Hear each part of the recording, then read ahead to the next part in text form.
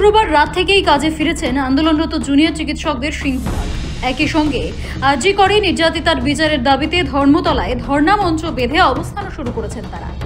6 দিয়ে শুরু হওয়া সেই মঞ্চ বাড়ছে অনশনকারীর সংখ্যাও।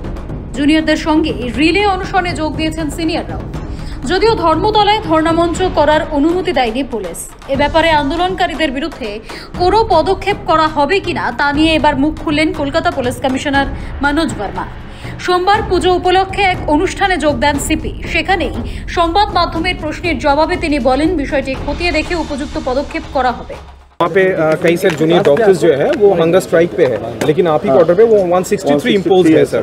तो आगे इस पर क्या सोच रहे हैं कि आप खुद उसमें उचित कार्रवाई की जाएगी।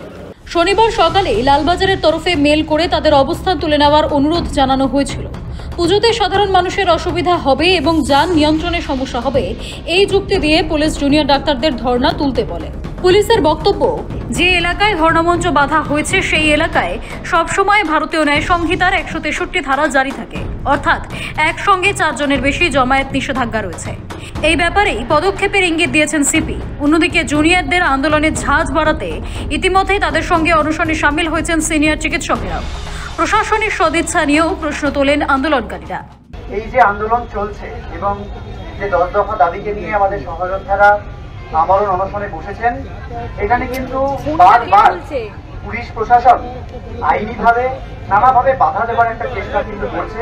আপনারা প্রথম দিন থেকে দেখেছেন এখানে সামান্য অনশনকারীদের যে সামান্য স্নান করা বা বাথরুম যাওয়া, টয়লেট করার যে ব্যবস্থা, সেটা করানোর জন্য আমাদের হুইল চেয়ারে করে অনেক দূরে নিয়ে যেতে হচ্ছে। এখনো বায়ো টয়লেটের কোনো রকম ব্যবস্থা তারা করতে দেয়নি, তবু কোনো রকমে আমরা প্রাথমিকভাবে ব্যবস্থা করেছি।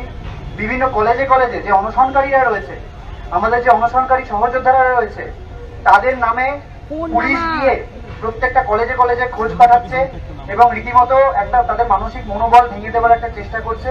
এসবের মধ্যেই ধর্মতলায় আন্দোলনের বিষয়টি খতিয়ে দেখে উপযুক্ত পদক্ষেপ করার কথা জানান কলকাতা পুলিশ কমিশনার। পুলিশ কি পদক্ষেপ করে আপাতত সেদিকেই নজর রাখছেন আন্দোলনকারী ডাক্তাররা। সৌভিক সান্যালের রিপোর্ট, সময়, কলকাতা।